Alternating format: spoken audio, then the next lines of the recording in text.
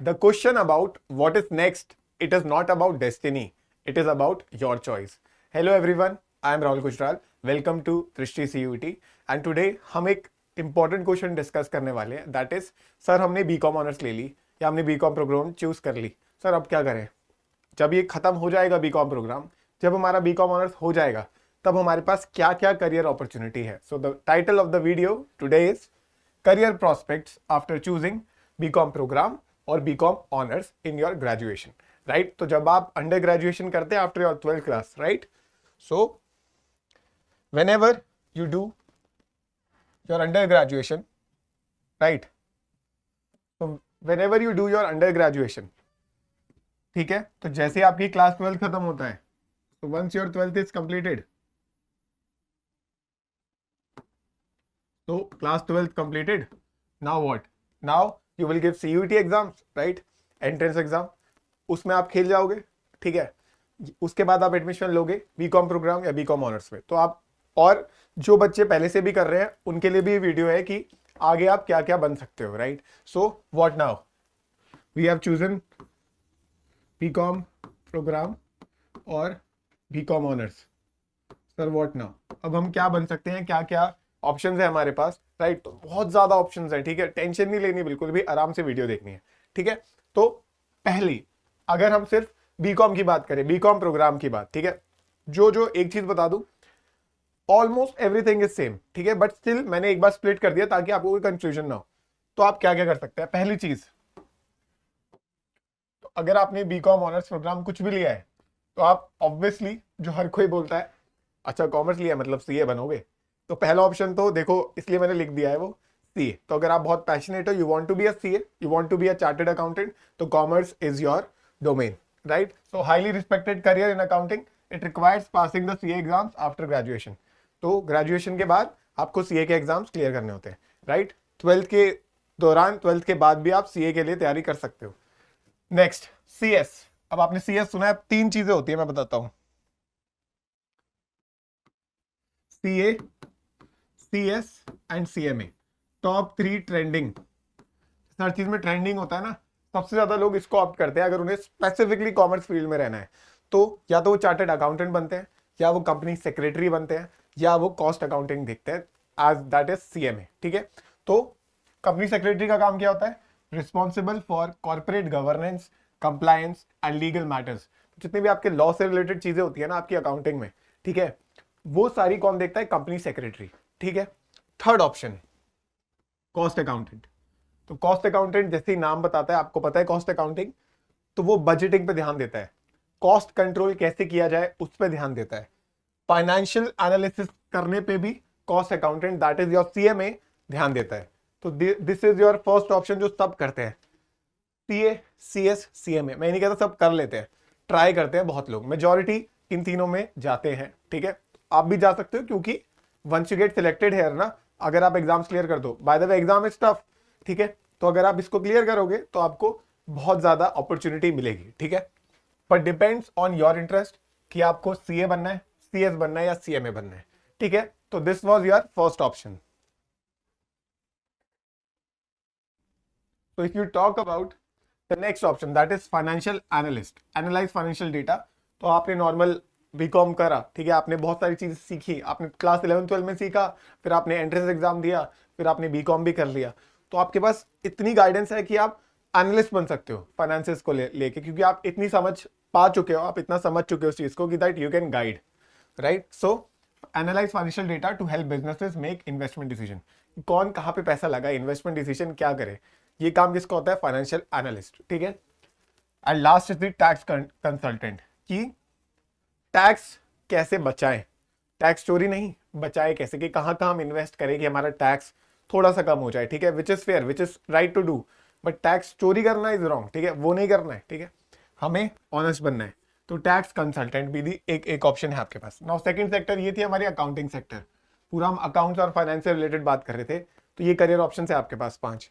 इसके अलावा second is the banking and insurance. Now bank, अगर आपको बैंक सेक्टर में जाना है, आपको बैंकिंग फैसिनेटिंग लगती है, जब आप बैंक में जाते हो आपको सब कुछ अच्छा अच्छा लगता है, अगर आपको उस पोजीशन में जाना है तो आप अप्लाई कर सकते हो बैंक PO के लिए. ठीक है, उसके लिए भी आपको एंट्रेंस एग्जाम देना होता है, ठीक है, it is a competitive exam. Apply for positions in national and private banks as a clerk, probationary officer और स्पेशलिस्ट ऑफिसर। आपको अगर नॉर्मल बैंक जॉब करनी है तो आप डायरेक्टली भी अप्लाई कर सकते हो, बट अगर आपको हायर पोस्ट चाहिए तो उसके लिए बैंक पीओ एग्जाम्स आप दे सकते हैं। Next is insurance, work in the insurance sector as an insurance advisor, claims analyst. तो अगर आपको इंश्योरेंस सेक्टर फैसिनेटिंग लगता है तो आप इंश्योरेंस एजेंट, ठीक है, इंश्योरेंस से रिलेटेड डॉक्यूमेंट फाइलिंग, इस वाली प्रोसेस में भी आप जा सकते हैं, ठीक है। And last is investment banking, working in investment banking to advise clients on financial decisions. तो ये हो गया आपकी बैंकिंग और इंश्योरेंस सेक्टर में आपके पास क्या क्या अपॉर्चुनिटीज हैं। तो आई होप ये आपको अपॉर्चुनिटी समझ आ गई है। अगर आपको स्क्रीनशॉट लेना है तो आप ले सकते हैं।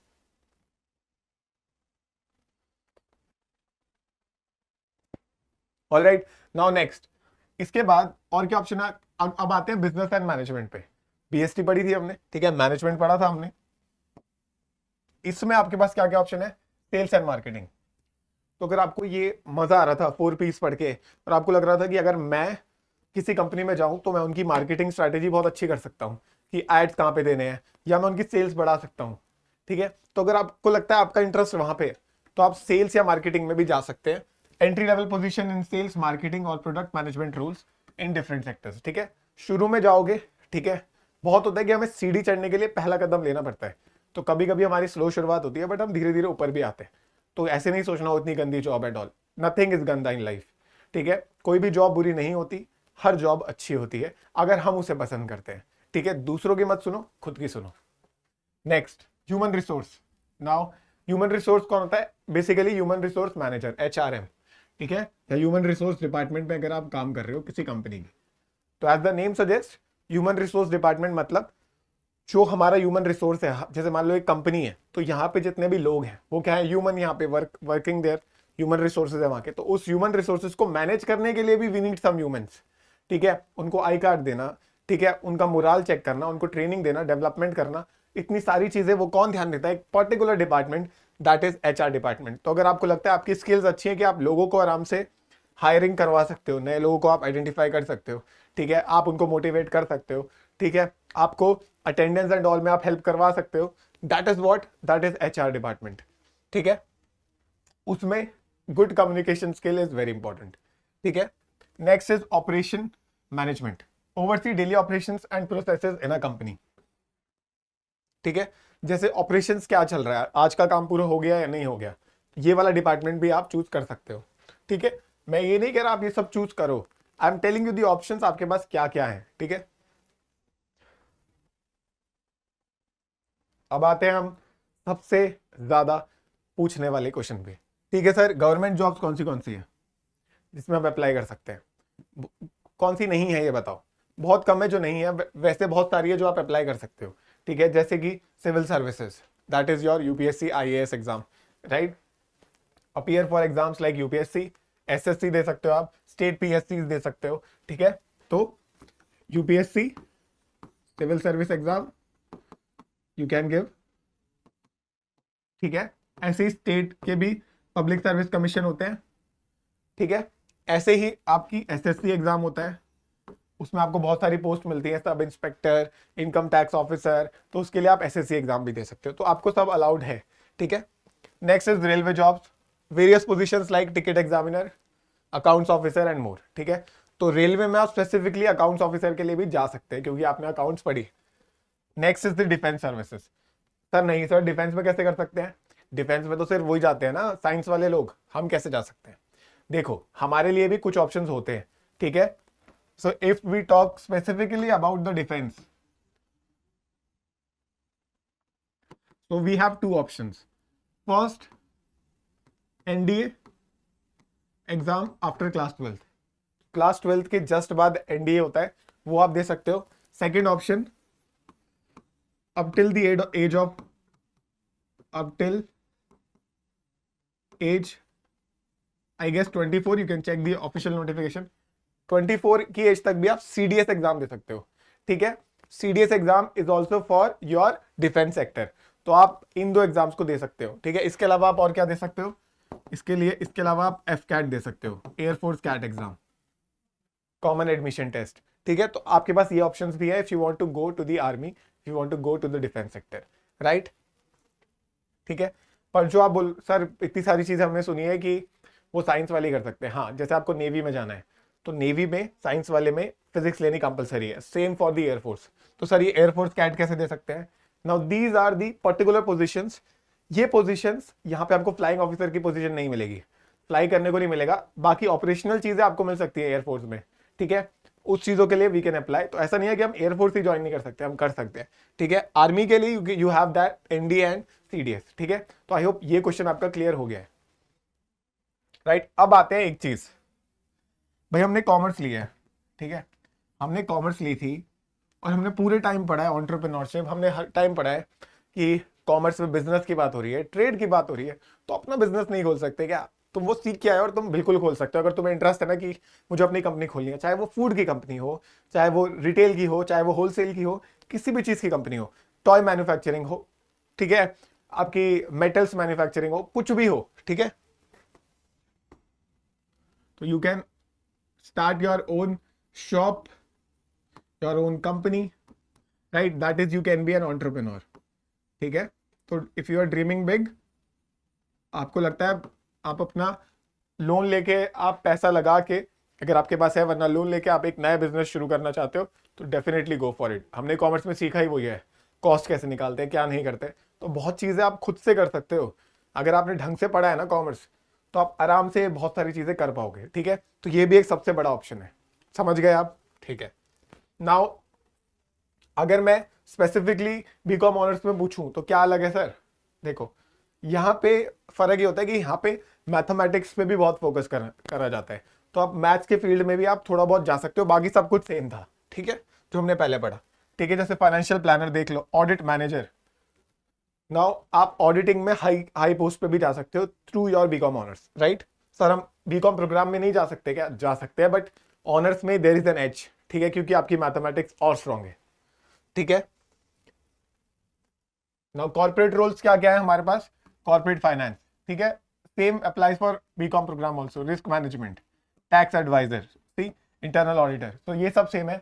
आप ऑडिटर भी बन सकते हो जो ऑडिट करता है, ठीक है, कंपनी की फाइनेंशियल स्टेटमेंट, ठीक है, तो उसके लिए भी आप अप्लाई कर सकते हो। तो these are certain corporate roles for both BCom programme and honours. Only difference is the mathematics, ये अगर आपको थोड़ी मैथमेटिक्स साइड पे भी जाना है, ठीक है, तो आप ऑनर्स से भी आपको फायदा होगा।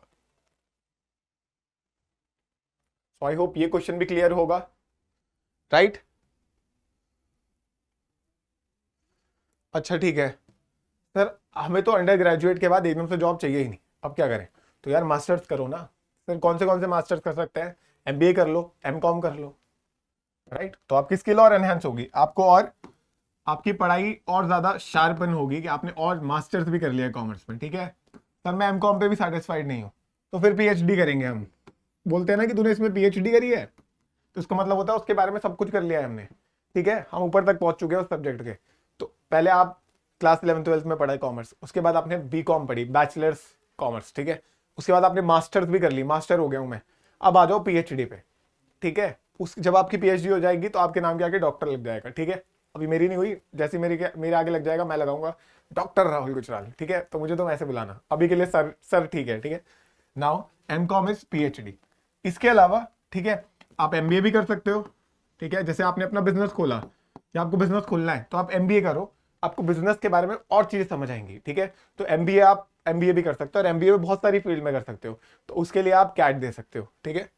एमबीए के लिए अगर अच्छा कॉलेज चाहिए आपको सीखने के लिए तो आप कैट एग्जाम दोगे। तो these are many options which you can choose from, ठीक है। Plus obviously if you have done your masters and उसके साथ अगर आपने बीएड भी करा है तो राइट, या फिर आपने यूजीसी नेट एग्जाम भी क्लियर करा है, तो आप जैसी आपकी बैचलर्स हो जाएगी तो आप यूजीसी नेट एग्जाम भी दे सकते हो। तो जब आप नेट क्लियर करते हो तो you have the option to become a professor also in a college. तो अगर आपको टीचिंग का शौक है तो अगर आपने जैसे नेट क्लियर करा और आपने अपना मास्टर्स कर लिया है, एमकॉम भी कर लिया है, तो you can be a commerce teacher in any university, subject कि आप अच्छा पढ़ाते हो, ठीक है, that is necessary obviously, but qualification is this, ठीक है। तो आई होप आपके क्वेश्चन क्लियर हुए होंगे कि सर हमने बीकॉम ले ली, बीकॉम ऑनर्स ले ली, अब क्या करें?